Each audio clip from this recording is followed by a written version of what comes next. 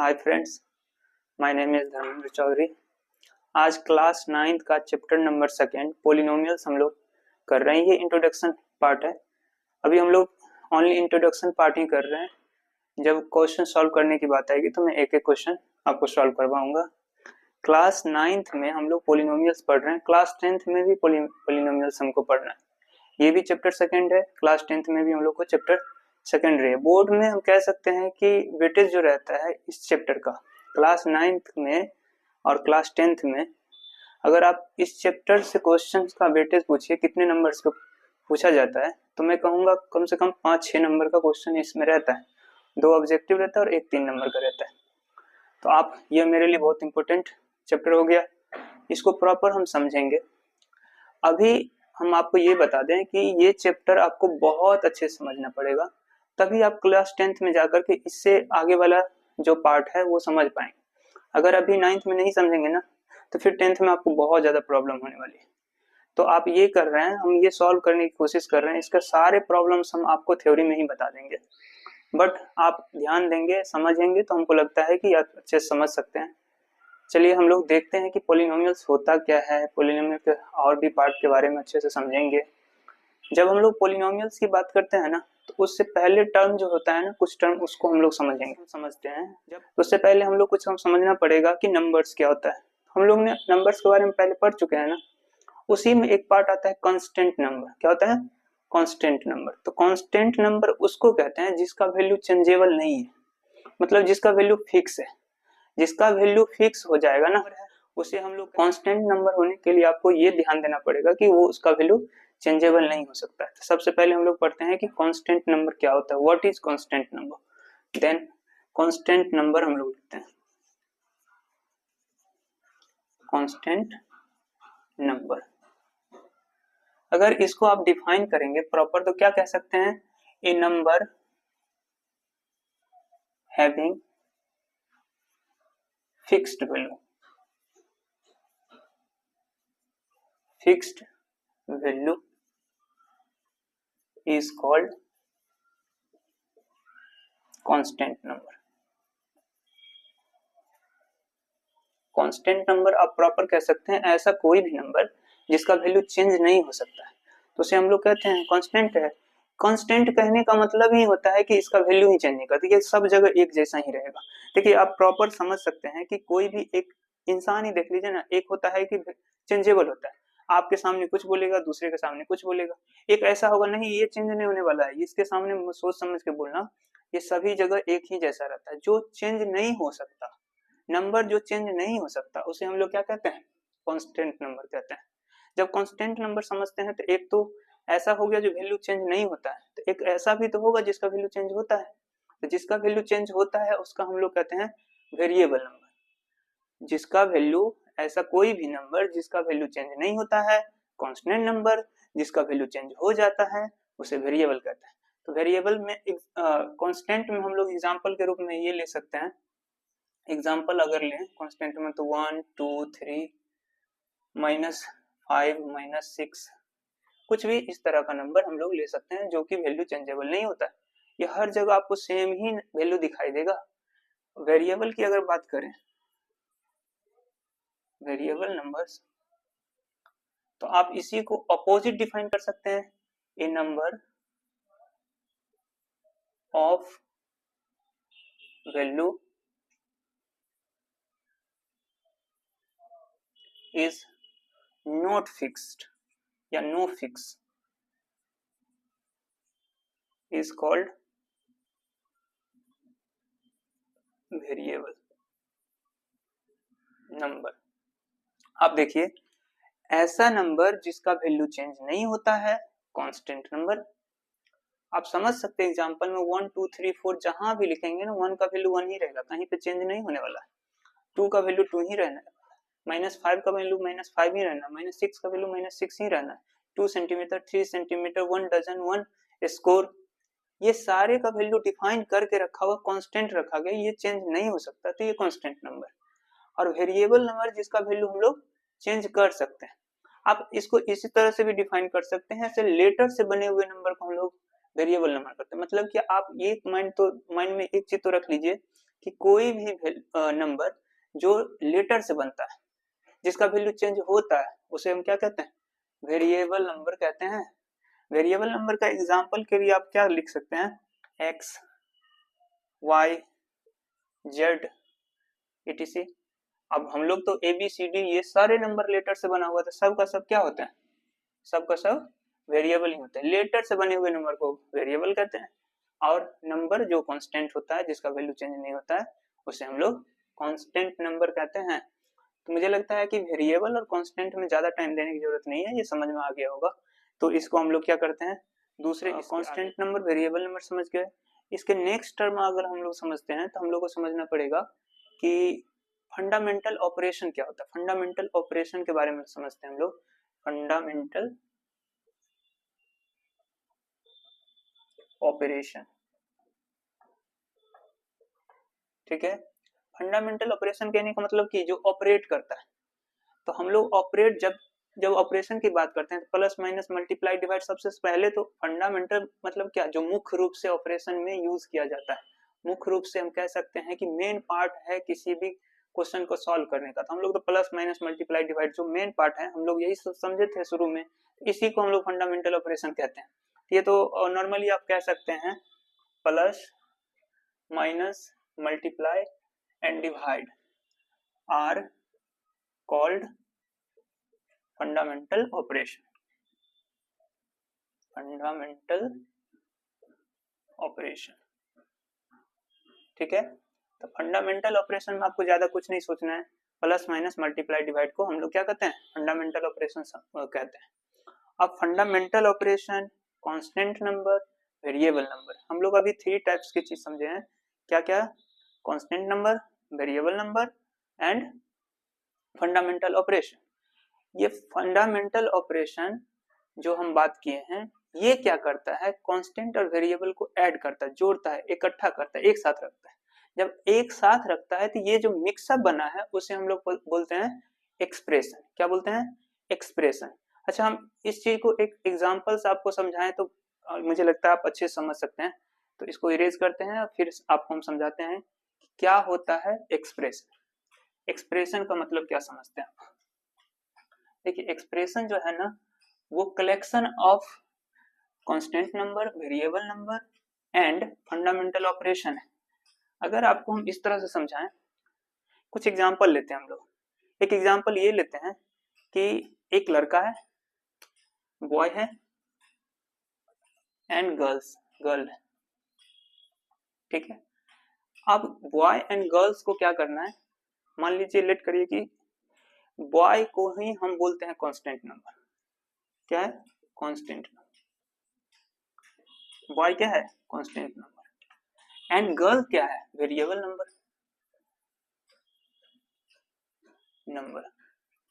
Boy को हम बोल रहे हैं कांस्टेंट नंबर, गर्ल को बोल रहे हैं हम लोग वेरिएबल नंबर। अब क्या है, हम क्या कर रहे हैं? इस दोनों को शादी करवा रहे हैं, ठीक। ये आपको अच्छे समझ में आएगा। शादी की बात हम लोग को ज्यादा समझ में आता है लगता है। इसलिए बॉय क्या है? Constant number. गर्ल क्या है? Variable number. इस दोनों को शादी कराने वाला कोई तो चाहिए। कौन चाहिए? बीच वाले होते हैं, उसे हम क्या बोलते हैं? कुछ तो बोलते हैं, कनेक्टर बोल सकते हैं, या हम कह सकते हैं, वही बोलिए, कनेक्टर कुछ कह सकते हैं। लेकिन उसको कुछ बोला जाता है जो लड़का और लड़की के माता पिता से बात करते हैं और वो शादी को फिक्स करवाते हैं, उसको कुछ बिचौला किस कुछ या इस तरह अगुआ कुछ इस तरह का बोला जाता है। जो भी बोला जाता हो, आप समझिए, जो लड़का और लड़की दो था, दोनों को शादी करवाने के लिए क्या किया? कनेक्ट किया, मिलवाया, बात करवाया। ये बात करवाने वाला कौन है? फंडामेंटल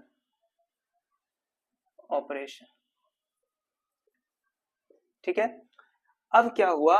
लड़का और लड़की दोनों मिला और मिलाने वाला fundamental operation plus minus multiply and divide.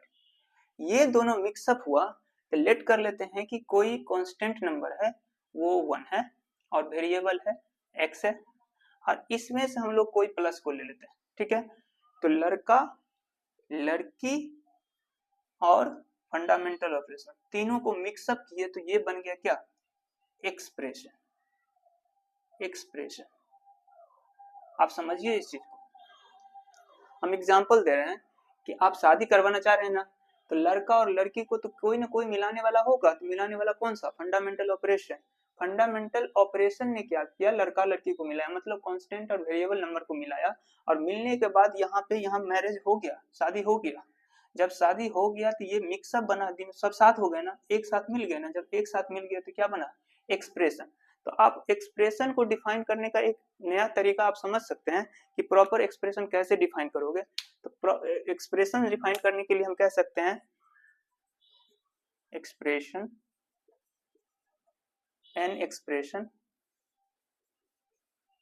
expression is combination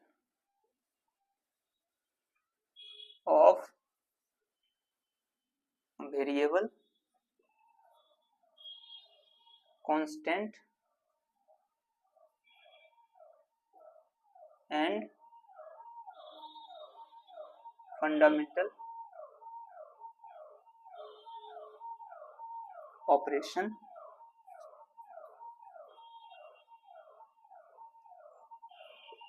बस। एक एक्सप्रेशन जो होगा वो कॉम्बिनेशन होगा किसका किसका? वेरिएबल का, कांस्टेंट का और फंडामेंटल ऑपरेशन का। तो सभी मिक्सअप बना तो क्या बना है? यहाँ पे क्या बना? एक्सप्रेशन बना। x प्लस 1 एक्सप्रेशन है, 2x प्लस 5 एक्सप्रेशन है, 7x क्या है? एक्सप्रेशन है, x बाई 5 क्या है? एक्सप्रेशन है। कैसे एक्सप्रेशन है? तो आप देखिए, यहाँ से कांस्टेंट नंबर 5 हो गया, वेरिएबल x हो गया, और फंडामेंटल ऑपरेशन में से ये बाई का मतलब होता है डिवाइड, तो डिवाइड भी होगा, तो तीनों चीज मिक्सअप हो गया, तो एक्सप्रेशन बन गया। कुछ और एग्जांपल आपको हम लेके बताते हैं, जैसे 7 माइनस एक्स, नहीं एक्स तो बार बार ले रहे हैं, तो वाई देखिए कांस्टेंट हो गया, वेरिएबल हो गया, फंडामेंटल ऑपरेशन हो गया, तीनों मिल गया तो एक्सप्रेशन बन गया। कुछ और एग्जांपल लेते हैं, 7x, आप देखिए इसके मिडिल में आप तो देख रहे हैं कि कांस्टेंट है, वेरिएबल भी है, बट फंडामेंटल ऑपरेशन तो है ही नहीं। तो आप ध्यान रखिएगा कि किसी भी कांस्टेंट और वेरिएबल के मिडिल में कुछ नहीं, कोई साइन नहीं रहता है, तो मल्टीप्लाई का साइन रहता है। तो अब तो तीनों आ गया, जब तीनों मिल गया तो क्या बना? एक्सप्रेशन बन गया। क्या एक्सप्रेशन समझने में किसी को कोई प्रॉब्लम नहीं होना चाहिए। एक्सप्रेशन क्या होता है? Combination of fundamental operation, constant and variable, मतलब तीनों का मिक्सअप को हम लोग क्या करते हैं, क्या बोलते हैं? एक्सप्रेशन बोलते हैं। ठीक है, तो एक्सप्रेशन में कोई दिक्कत नहीं होना चाहिए। हम लोग एक्सप्रेशन जब समझ गए ना, तो अब हम लोग समझेंगे कि मेन पार्ट यहाँ से हम लोग समझ में आएगा। ये चैप्टर यहाँ से स्टार्ट हो रहा है। इससे पहले जो हम लोग पढ़ चुके थे, ये एक्सप्रेशन वगैरह हम लोग पढ़ चुके हैं, 7-8 में पढ़ चुके हैं, बट फिर भी हमको बताना जरूरी था, इसलिए कि पॉलिनोमियल समझने को उसको समझना पड़ेगा, और ज्यादा टाइम हो जाता है तो हम लोग तो भूल ही जाते हैं, इसलिए फिर से हम लोग क्या कर रहे हैं, रिवाइज कर लिए। अब हम लोग चलते हैं पॉलिनोमियल होता क्या है। अगर पॉलिनोमियल की हम बात करेंगे, एक पॉलिनोमियल जो होता है ना, प्रॉपर हम कह सकते हैं, यहाँ पे हम समझाते हैं पॉलिनोमियल होता क्या है। Polynomial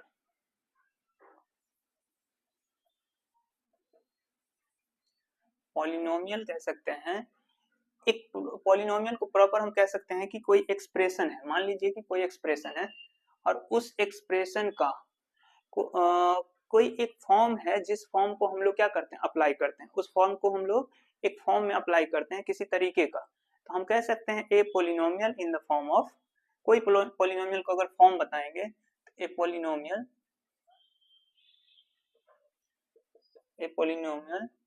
in the form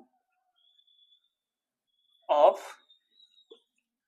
k to x to the power n, where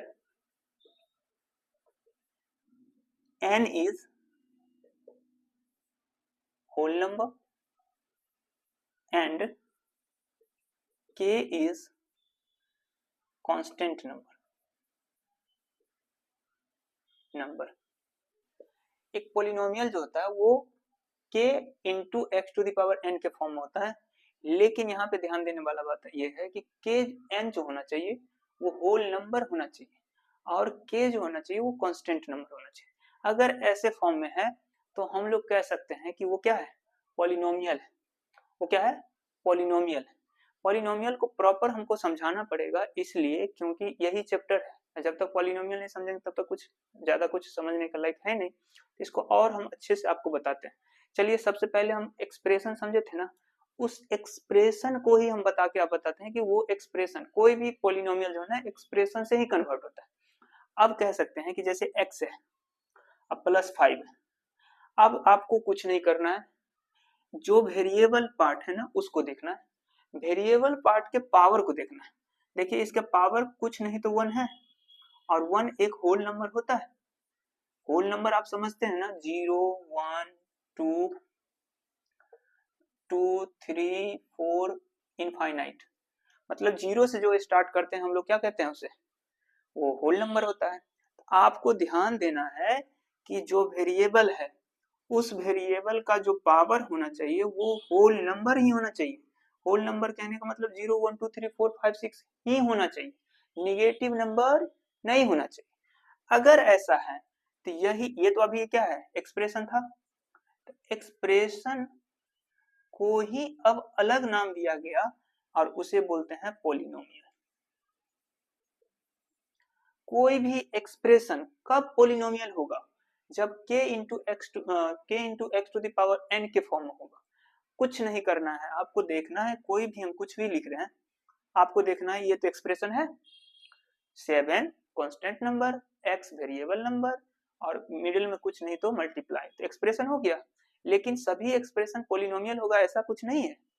सभी एक्सप्रेशन पॉलिनोमियल तभी हो सकता है जब वेरिएबल का पावर होल नंबर होना चाहिए, और 1 एक होल नंबर है तो आप इसको पॉलिनोमियल बोल सकते हैं।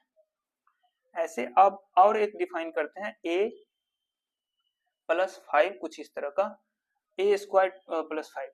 अब देखिए आपको कुछ नहीं करना है, वेरिएबल जो है, जो वेरिएबल है उसका पावर को देखना है।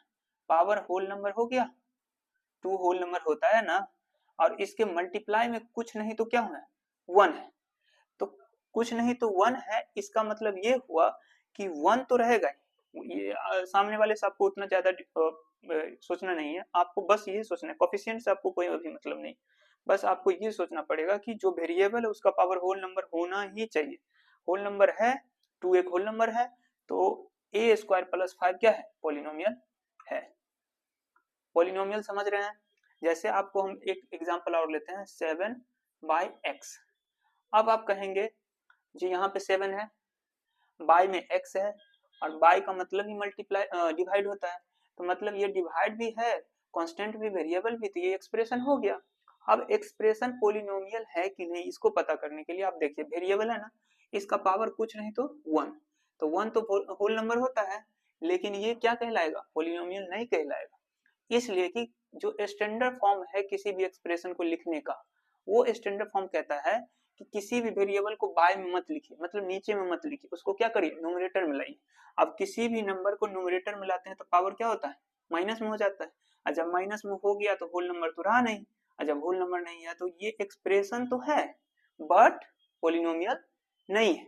पॉलिनोमियल होने के लिए आप x/7 लिख सकते हैं। अब x का देखिए, x का पावर क्या है, 1 है, और 1 है तो ये पॉलिनोमियल हो सकता है, कुछ भी ऐसा सोचिए। अच्छा एक और एग्जांपल आपको हम देते बताते हैं, 7√x। अब 7√x एक्सप्रेशन तो हो गया, लेकिन ये पॉलिनोमियल है कि नहीं इसको कैसे पता करेंगे, तो आपको कुछ नहीं यहाँ पे करना है, बस ये देखिए कि 7 है तो है, जो x है उसका पावर क्या है, तो इसके पावर अभी क्या है, रूट है, तो रूट का मतलब क्या होता है, 1/2, और 1/2 होल नंबर होता है, नहीं होता है। अरे 1/2 होल नंबर नहीं होता है। अब होल नंबर क्या होता है, 1 2 3 4 5 6 होता है, ये फ्रैक्शनल नंबर हो गया ना। तो जब ये 1/2 होल नंबर नहीं हुआ तो ये एक्सप्रेशन तो हुआ, एक्सप्रेशन तो हुआ, लेकिन ये पॉलिनोमियल नहीं हुआ। पॉलिनोमियल होने के लिए आपको प्रॉपर ध्यान रखना पड़ेगा, इस बात पे गौर करिए, जो एक्सप्रेशन लिखा गया है उसमें जो वेरिएबल है उसका पावर होल नंबर होना चाहिए। अगर होल नंबर है मतलब 0 1 2 3 4 5 6 है तो आप कह सकते हैं कि ये क्या है, पॉलिनोमियल है, अगर नहीं है तो हम कह सकते हैं पॉलिनोमियल नहीं है। अब एक एग्जांपल हम आपको बताते हैं, जैसे a x² + bx + c। अब देखिए कांस्टेंट नंबर है कोफिशिएंट में पावर होल नंबर है ना, 2 एक होल नंबर होता है, यहाँ भी वेरिएबल है और यहाँ पावर 1 है, तो ये तो पॉलिनोमियल हो गया ना। तो पॉलिनोमियल होने के लिए आपको क्या करना पड़ेगा, जो वेरिएबल है उसका पावर देखना पड़ेगा और होल नंबर देखना पड़ेगा। अच्छा, एक हम लोग को भी कंफ्यूजन होता है ऐसा, वो कंफ्यूजन आपको हम हटाते हैं, दूर करते हैं। ये कंफ्यूजन हो सकता है, मुझे लगता है, तो आप देखिए, जैसे देखिए कि x to the power 5 plus x का पावर -2 प्लस 2 कुछ भी इस तरह का। अब ये देखिए, पहले तो ये एक्सप्रेशन तो हो गया भाई, एक्सप्रेशन तो है, एक्सप्रेशन में वेरिएबल कांस्टेंट है, फंडामेंटल ऑपरेशन है, सभी एक साथ है लिखा हुआ, तो क्या हो गया, एक्सप्रेशन हो गया। अब एक्सप्रेशन को पॉलिनोमियल होने के लिए आपको देखना पड़ेगा जो जो वेरिएबल है उसका पावर होल नंबर होना चाहिए। तो 5 एक होल नंबर है, ये तो है भाई, जब ये 5 होल नंबर है तब अभी तक तो ठीक है, जो पॉलिनोमियल हो सकता है। लेकिन जो दूसरा वेरिएबल है उसका जो -2 है, ये होल नंबर नहीं है। अगर एक भी होल नंबर नहीं है, मतलब कहीं भी वेरिएबल में पावर अगर होल नंबर नहीं है, तो पूरा का पूरा एक्सप्रेशन पॉलिनोमियल नहीं होगा। आपको हर जगह देखना पड़ेगा, जो वेरिएबल जो यूज किए हैं उसमें पावर जो होना चाहिए होल नंबर ही होना चाहिए, दूसरा कोई नंबर चलेगा ही नहीं, कोई एग्जिस्ट ही नहीं करेगा, दूसरा नंबर हो ही नहीं सकता। अगर आपको हम ले लें ऐसे एग्जांपल में, तो a square plus b 1/2 plus c कुछ इस तरह का। अब देखिए a to the power 2 whole number है, b का पावर c का पावर 1 कुछ नहीं तो 1, तो ये होल नंबर है, बट b का पावर 1/2 होल नंबर तो नहीं हुआ, तो ये पॉलिनोमियल होगा, नहीं होगा। कहीं भी आपको एक भी मिल जाए ऐसा नंबर जो पावर में होल नंबर नहीं है, वो पॉलिनोमियल हो ही नहीं सकता। पॉलिनोमियल होने के लिए सबसे जरूरी बात है कि आपको वेरिएबल का पावर होल नंबर ही चाहिए। आप समझ में आ गया, मुझे लगता है कि पॉलिनोमियल आप समझ सकते हैं। पॉलिनोमियल प्रॉपर आप ऐसे समझिए ना, किसी भी एक्सप्रेशन में जो वेरिएबल है उसका पावर होल नंबर होना चाहिए। अगर एक एक्सप्रेशन में एक से ज्यादा वेरिएबल यूज हुआ है, तो किसी भी वेरिएबल का पावर अगर होल नंबर नहीं हुआ तो पूरा एक्सप्रेशन पॉलिनोमियल नहीं होगा। लेकिन सभी के पावर में आपको देखना है, अगर होल नंबर है तो आप कह सकते हैं कि ये क्या है, पॉलिनोमियल है। एक एग्जांपल लेते हैं, x square plus b 5 to the power 7। अब x का पावर 2 होल नंबर, b का पावर 5 होल नंबर, अगर सब जगह होल नंबर हो गया वेरिएबल का पावर, तो ये एक एक्सप्रेशन पॉलिनोमियल हो सकता है। पॉलिनोमियल समझ में आया। देखिए ये होता है, ये वन वे टीचिंग हो गया ना, ऑनलाइन टीचिंग मुझे लगता है वन वे, ये दोनों तरह से कन्वर्सेशन नहीं हो रहा है। हम समझ रहे हैं कि हमने अच्छा से बताया और आपको समझ में आ गया, लेकिन रीजन क्या होता है कि आपको कहाँ प्रॉब्लम हो रहा है वो मैं नहीं समझ रहा। तो फिर भी हम कोशिश कर रहे हैं कि आप समझ जाएंगे, बिल्कुल समझ में आएगा। मुझे लगता है समझ में आ जाना चाहिए। अब इसके अगले टर्म पे चलते हैं हम लोग। फिलहाल अभी पॉलिनोमियल के बारे में अच्छे से समझ गए हैं, बट पॉलिनोमियल का कुछ लिखने का तरीका तो होगा, ऐसे तैसे तो लिख नहीं सकते, कुछ भी करने का एक तरीका होता है ना, उल्टा पुल्टा कुछ करेंगे तो अच्छा नहीं लगेगा ना। तो हम लोग पॉलिनोमियल का समझते हैं कि स्टैंडर्ड फॉर्म ऑफ पॉलिनोमियल क्या होता है, किसी पॉलिनोमियल को लिखने का क्या तरीका हो सकता है। ठीक है, स्टैंडर्ड फॉर्म ऑफ पॉलिनोमियल। ठीक है, स्टैंडर्ड फॉर्म ऑफ पॉलिनोमियल की बात करते हैं हम, कुछ एक एग्जांपल लेते हैं। जैसे देखिए एक्स स्क्वायर प्लस वाई का पावर 5 प्लस सी 3 प्लस 7 कुछ इस तरह का। अब ये हम सबसे पहले देखेंगे कि पॉलिनोमियल है कि नहीं। तो वेरिएबल देखिए, वेरिएबल का power 2, x to the power 2, y to the power 5, c to the power 3, और जो 3 है, जो 5 है और जो 2 है, ये सब का सब क्या है, होल नंबर है। जब होल नंबर है तो हम इसको कह सकते हैं कि पॉलिनोमियल है। जब ये पॉलिनोमियल है तो क्या ये लिखने का तरीका हो सकता है, कहीं पे 2 है, कहीं पे 5 है, कहीं पे 3 है, ये सही तरीका नहीं है, ये स्टैंडर्ड फॉर्म नहीं है। किसी नंबर को लिखने के लिए एक प्रॉपर एक अरेंजमेंट होता है ना, उसका सही तरीका होता है। आप दो तरीके से किसी भी पोलिनोमियल्स को लिख सकते हैं, या तो असेंडिंग ऑर्डर में लिख सकते हैं या तो डिसेंडिंग ऑर्डर में लिख सकते हैं। जब असेंडिंग ऑर्डर में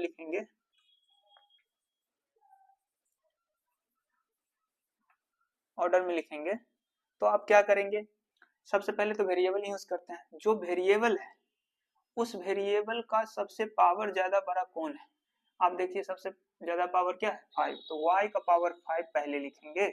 असेंडिंग ऑर्डर में लिख रहे हैं, असेंडिंग मतलब स्मॉलर से ग्रेटर की तरफ, छोटे से बड़े की तरफ नहीं, तो आप ऐसे लिख सकते हैं।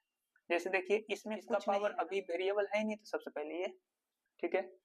उसके बाद आप देखिए 2 है ना, तो x का पावर 2, फिर उसी तरह से दूसरा लिख सकते हैं c का पावर 3, और उसके बाद सबसे लास्ट में y का पावर 5।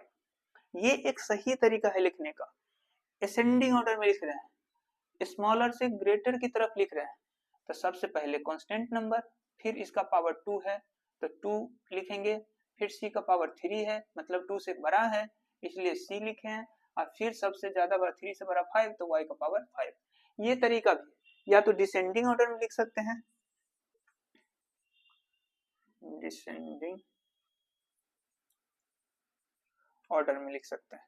जब डिसेंडिंग ऑर्डर में लिखेंगे तो क्या करेंगे, इसी को तो डिसेंडिंग ऑर्डर में क्या सबसे ग्रेटर पावर, तो y का पावर 5 प्लस एक्स c का Q plus x square plus 7। आपको कुछ नहीं करना है, स्टैंडर्ड फॉर्म पॉलिनोमियल में सबसे पहले क्या देखना है, जिसका पावर बड़ा होगा उसको सबसे पहले लिख लेंगे, फिर उसके बाद, ठीक है। एक डिसेंडिंग ऑर्डर में लिख सकते हैं या तो असेंडिंग ऑर्डर में लिख सकते हैं। अब ये दोनों चीज हम तो लिख लिए, लेकिन अगर पॉलिनोमियल को स्टैंडर्ड फॉर्म एक आपको हम बता दें, आप तो यहाँ पे 2 ही टर्म है ना, 4 ही टर्म है ना, क्या किसी पॉलिनोमियल में 4 ही टर्म हो सकता है, या 2 ही टर्म हो सकता है, या 3 टर्म्स ही हो सकता है, बहुत सारे टर्म हो सकते हैं, इनफाइनाइट टर्म्स हो सकते हैं। जब इतने सारे टर्म्स हो सकते हैं तो उसका एक अरेंजमेंट हम बता देते हैं, इस तरीके से लिखा जा सकता है। जैसे आप किसी भी पॉलिनोमियल को p और x के रूप में रिप्रेजेंट करते हैं, a0 plus a1 x plus a2 x square plus a3 x का पावर q, ऐसे ही चलते जाएंगे n टर्म तक x का पावर n। मतलब क्या, इस ऑर्डर में आप किसी पॉलिनोमियल को लिख रहे हैं, डिसेंडिंग ऑर्डर में लिख रहे हैं, असेंडिंग ऑर्डर में लिख रहे हैं, तो आप कहेंगे कि स्टैंडर्ड फॉर्म ऑफ पॉलिनोमियल है, पॉलिनोमियल को लिखने का सही तरीका है। आप देखिए यहाँ पे वेरिएबल है ही नहीं, यहाँ पे 1 बढ़ रहा है, यहाँ पे 2 बढ़ रहा है, यहाँ पे 3 बढ़ रहा है, इस तरह से बढ़ा, तो ये असेंडिंग ऑर्डर में हो गया। जब असेंडिंग में हो गया तो ये तो पॉलिनोमियल का स्टैंडर्ड फॉर्म हुआ ना। आप इसको पलट के भी लिख सकते हैं, an xn फिर प्लस a3 x3, इस तरह से हम लोग डिसेंडिंग टर्म में लिख सकते हैं। इस तरीके से अगर लिखेंगे तो आप लिखेंगे पॉलिनोमियल का स्टैंडर्ड फॉर्म, सही तरीका यही लिखने का तरीका है, और ऐसे ही आपको लिखना भी चाहिए। चलिए हम इसके आगे टर्म्स को समझते हैं। अब हम लोग समझ गए हैं कि स्टैंडर्ड फॉर्म ऑफ पॉलिनोमियल क्या है, उसके जस्ट आगे वाले टर्म हम लोग को समझना पड़ेगा। टर्म क्या होता है, कोफिशिएंट क्या होता है, और डिग्री क्या होता है। सबसे पहले हम लोग समझेंगे टर्म, उसके बाद डिग्री एंड कोफिशिएंट, ठीक है। ये तीनों चीज हम लोग को बहुत इंपॉर्टेंट है समझना। टर्म अगर हम समझते हैं ना, तो प्रॉपर अगर टर्म के बारे में हम बात करें तो हम कह सकते हैं कि टर्म जो होता है ना, वो प्लस और माइनस ये डिवाइड करता है, ये अलग पार्ट करता है, किसी भी एक पार्टिकुलर टर्म को अलग करता है। तो हम ये कह सकते हैं टर्म के बारे में अगर part of polynomial, several part of polynomial separated by plus and minus is called term। इसको क्या बोलेंगे, टर्म। हम क्या बोल रहे हैं कि सेपरेट किया, अलग किया गया है। अगर प्लस और माइनस के द्वारा किसी भी टर्म को अलग किया जाए तो किसी भी पोलिनोमियल को अलग किया जाए तो उसे हम लोग क्या कहते हैं, टर्म कहते हैं। जैसे आप देखिए 7 प्लस एक्स लिख रहे हैं और 7x लिख रहे हैं, 7 माइनस एक्स लिख रहे हैं और 7 बाई एक्स लिख रहे हैं। इसमें हम लोग देखते हैं कि टर्म क्या हो रहा है। देखिए प्लस है ना, यहाँ पे प्लस और माइनस का ही देखना है आपको, तो प्लस है ना तो इसमें 2 टर्म हो गया, एक 7 हो गया और दूसरा x हो गया, तो ये 2 टर्म हो गया। कितने टर्म हो गया, 2 टर्म्स। 7 और x, तो 7 और x मल्टीप्लाई के साथ है, तो मल्टीप्लाई के साथ टर्म अलग नहीं होता है, टर्म सेपरेट नहीं होता है, तब आप इसको क्या बोलेंगे, एक ही टर्म है। फिर माइनस है और x है माइनस में, जब माइनस मिडिल में आ गया तो इसमें भी 2 टर्म हुआ, और देखिए ये डिवाइड है ना तो इसमें एक ही टर्म है। मतलब आप ये समझिए कि किसी भी पोलिनोमियल का अगर उसमें प्लस हो और माइनस हो तो टर्म डिवाइड करता है, टर्म अलग करता है। अगर मल्टीप्लाई और डिवाइड हो तो टर्म अलग नहीं करता। टर्म सेपरेट कब होगा, प्लस और माइनस के द्वारा ही होगा, दूसरे टर्म के दूसरे चीजों के द्वारा नहीं हो सकता। मतलब प्लस और माइनस ही टर्म अलग करते हैं, मल्टीप्लाई डिवाइड टर्म अलग नहीं करते हैं। जितने भी टर्म लिखे जाएंगे जैसे 7x, ये क्या है, एक ही टर्म है। 5xyz कुछ भी है, सबके मिडिल में क्या है, मल्टीप्लाई में तो एक ही टर्म है। लेकिन अगर हम लिखते हैं 5 प्लस एक्स माइनस 3 कुछ भी माइनस वाई प्लस सी कुछ इस तरह का, तो एक टर्म ये, एक टर्म ये, दूसरा टर्म ये, तीसरा टर्म, मतलब 4 टर्म इसमें हो गया। तो प्लस माइनस रहेगा किसी भी नंबर के बीच में तो टर्म अलग हुआ, मल्टीप्लाई डिवाइड रहेगा तो टर्म अलग नहीं हुआ। तो हम वही चीज बता रहे थे कि सेपरेट किया जाए पार्ट को, किसी पोलिनोमियल के पार्ट को सेपरेट किया जाए किसके द्वारा, प्लस और माइनस के द्वारा, तो उसे हम क्या बोलते हैं, टर्म बोलते हैं। इसके नेक्स्ट टर्म आता है डिग्री। डिग्री समझते हैं, डिग्री क्या होता है, डिग्री, डिग्री को अगर डिफाइन करेंगे तो हम ये कह सकते हैं highest power of variable, highest power of variable in a polynomial is called degree of variable, degree of polynomial। ठीक है, आपको हम ये बताना चाह रहे हैं कि किसी भी पोलिनोमियल में जो सबसे बड़ा पावर होगा उसे डिग्री कहेंगे। एक एग्जांपल हम समझाते हैं, जैसे कि एक्स स्क्वायर प्लस 5 कुछ, देखिए यहाँ पे क्या है, x है वेरिएबल, इसका पावर कितना है 2, तो डिग्री क्या हो गया 2। ठीक है, दूसरा एग्जांपल लेते हैं x to the power 5 y का स्क्वायर प्लस 7। अब देखिए दो वेरिएबल यूज हुआ है, इसका पावर 5 है, इसका पावर 2 है, तो 2 और 5 में ग्रेटर कौन सा, हाईएस्ट कौन सा, बड़ा कौन सा, 5। तो इस पोलिनोमियल का डिग्री कितना हो जाएगा, 5 हो जाएगा। डिग्री होने के लिए सब वेरिएबल को पावर को देखना पड़ेगा, और जो सबसे बड़ा होगा उसे हम डिग्री कहते हैं। आसान है ये, सभी पोलिनोमियल वेरिएबल को देखिए और उसका जो सबसे हाईएस्ट पावर है उसको डिग्री बोल दीजिए। समझ गए। एक और चीज समझना पड़ेगा, कोफिशिएंट। क्या है coefficient,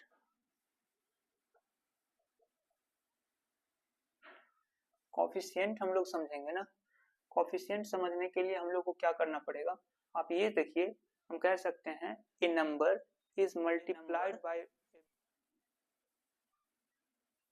that is multiplied by a variable is called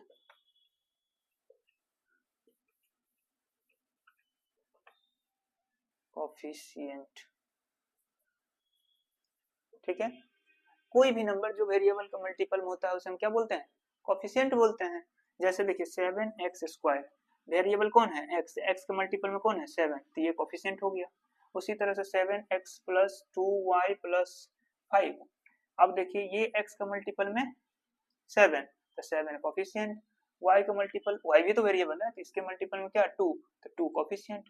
तो किसी भी नंबर को आपको देखना, वेरिएबल को देखना, उसके मल्टीप्लाई में जो जो नंबर रहता है उसे हम क्या बोलते हैं, कोफिशिएंट बोलते हैं। वही चीज बताएं कि एक नंबर कोई भी जो मल्टीप्लाई किया जाए वेरिएबल को, उस नंबर को जिससे मल्टीप्लाई किए हैं उस नंबर को हम लोग क्या बोलते हैं, कोफिशिएंट बोलते हैं। आसान है। तो अब समझेंगे क्लासिफिकेशन ऑफ पॉलिनोमियल। ठीक है, क्लासिफिकेशन ऑफ पॉलिनोमियल,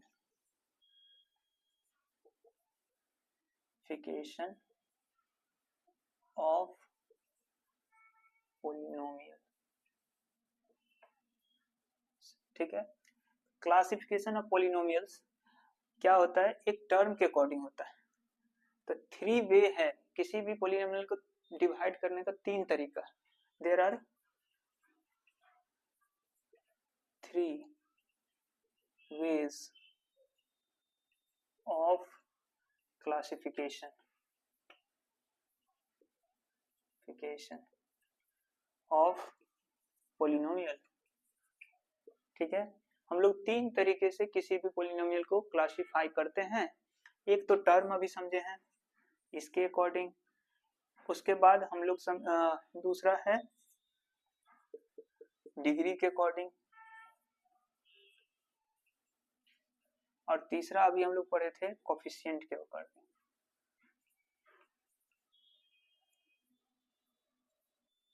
कोफिशिएंट के अकॉर्डिंग, ठीक है, कोफिशिएंट के अकॉर्डिंग, डिग्री के अकॉर्डिंग और टर्म के अकॉर्डिंग। अब हम लोग टर्म तो समझ गए थे।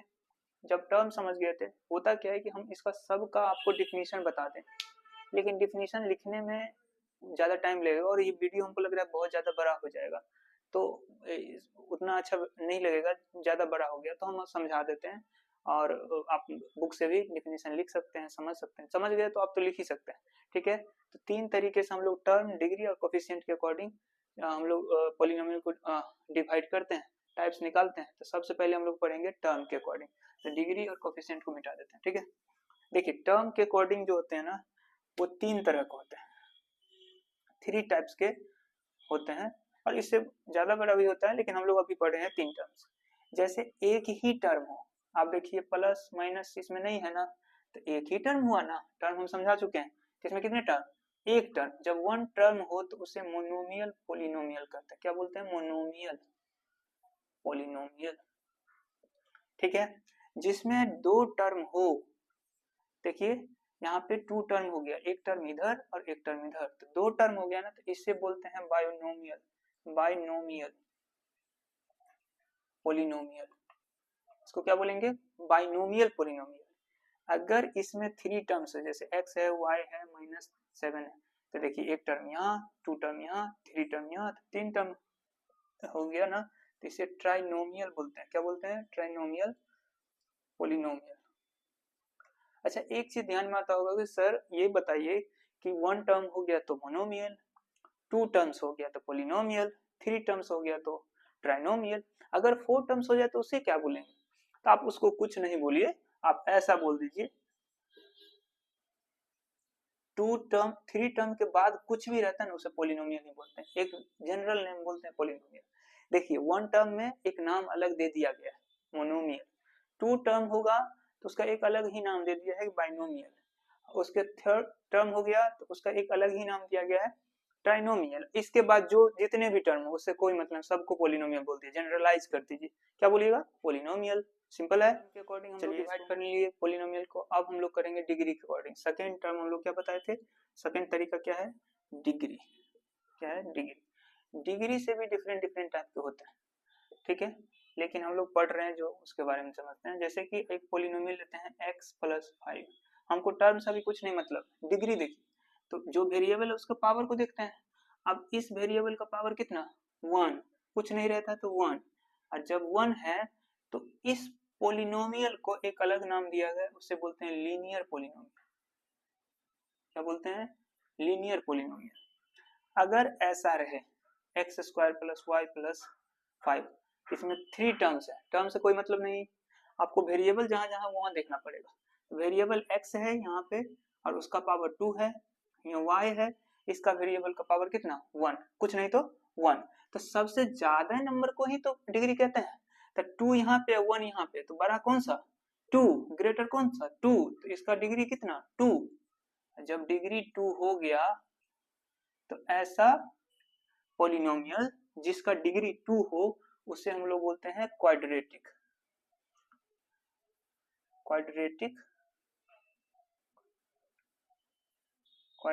पॉलिनोमियल। क्या बोलेंगे? Quadratic polynomial. अब देखना है कि डिग्री क्या है। अब देखिए, इसका पावर हम 3 लेते हैं, इसका पावर हम 2 लेते हैं, कुछ और लेते हैं। आपको डिग्री ही देखना है तो पावर देखिए, पावर क्या है? 3 है, यहाँ 2 है।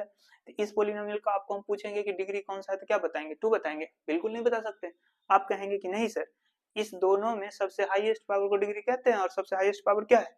3 है। तो इसका डिग्री कितना हुआ? 3। और कोई भी पॉलिनोमियल का डिग्री अगर 3 हो जाए तो उसे क्यूबिक बोलते हैं। क्या बोलते हैं? Cubic polynomial. एक अलग ही नाम है क्यूबिक पॉलिनोमियल। इसके बाद कोई भी डिग्री हो, x का पावर 4 हो, 5 हो, 6 हो, 7 हो, कुछ भी हो, उसको हम लोग डायरेक्ट बोलते हैं पॉलिनोमियल। बाई क्वाड्रेटिक बोलते हैं पावर 4 रहता है तो। लेकिन ये सब नहीं सोचना है, बस आप मेरे हिसाब से सोचिए 3 तक आप अलग अलग नाम दे दीजिए। 1 डिग्री रहेगा तो लीनियर, 2 डिग्री रहेगा तो क्वाड्रेटिक, 3 रहेगा तो क्यूबिक। उसके बाद जो भी रहेगा सबको आप पॉलिनोमियल ही बोलिए, कुछ नहीं और दूसरा सोचना है। ठीक है, चलते हैं अगला टर्म हम लोग पढ़ते हैं। अकॉर्डिंग टू कोफिशिएंट हम लोग टाइप्स ऑफ पॉलिनोमियल भी पढ़ना चाह रहे हैं, तो लिखना पड़ेगा कोफिशिएंट। कोफिशिएंट के अकॉर्डिंग हम लोग भी टाइप पढ़ेंगे। इसके टाइप भी डिफरेंट होते हैं। सबसे पहले आपको देखना, कोफिशिएंट तो हम समझा चुके हैं, कोई भी कांस्टेंट नंबर जो वेरिएबल का मल्टीपल होते हैं उसे कोफिशिएंट कहते हैं। अभी आपको देखना है जैसे 2x प्लस 5y, कुछ इस तरह का।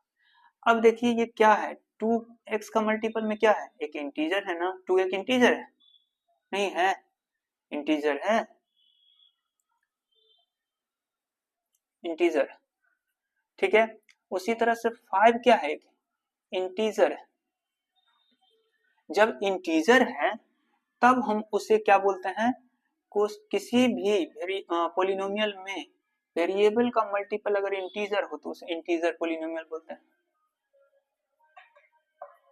अब कोई दिक्कत नहीं। अरे कोफिशिएंट देखना है, कोफिशिएंट में आपको इंटीजर मिले इंटीजर पॉलिनोमियल, कोफिशिएंट में इंटीजर मिले इंटीजर पॉलिनोमियल। अगर आप देखिए x प्लस 5 कुछ ले रहे हैं, जो वेरिएबल है उसके मल्टीपल में कोफिशिएंट क्या है? 1/2। 1/2 को हम लोग क्या बोलते हैं? रेशनल नंबर बोलते हैं। जी बता तो चुके हैं, जो कोई भी नंबर पी बाई क्यू के फॉर्म में रहे उसे रेशनल नंबर कहते हैं। इसका कोफिशिएंट के अकॉर्डिंग ही देखना हमको, और दूसरा नंबर से मतलब ही नहीं। तो कोफिशिएंट के मल्टीपल में मतलब कोफिशिएंट जो है वो क्या है? रेशनल नंबर है, और रेशनल नंबर है तो उसे हम लोग रेशनल पॉलिनोमियल कहते हैं। रेशनल पॉलिनोमियल कहते हैं। ठीक है, रेशनल पॉलिनोमियल समझने में किसी को कोई दिक्कत नहीं होना चाहिए। रेशनल नंबर पढ़ चुके हैं हम लोग। हम ये देखें ना, एक वीडियो भी डाल दिए हैं 9th क्लास का। फर्स्ट चैप्टर जो है वो रेशनल नंबर ही है, मतलब नंबर सिस्टम है, तो उसमें हम लोग रेशनल नंबर के बारे में बहुत अच्छे से पढ़े हैं। तो ये 1/2 क्या है? रेशनल नंबर, इसलिए इसको हम रेशनल पॉलिनोमियल कहेंगे। किसी भी वेरिएबल का कोफिशिएंट देखना है तो कोफिशिएंट में देखिए हम √2 बोल रहे हैं। √2 क्या है? एक रियल नंबर है, रियल नंबर है ना। जब रियल नंबर है तो इसे हम लोग बोलते हैं रियल पॉलिनोमियल।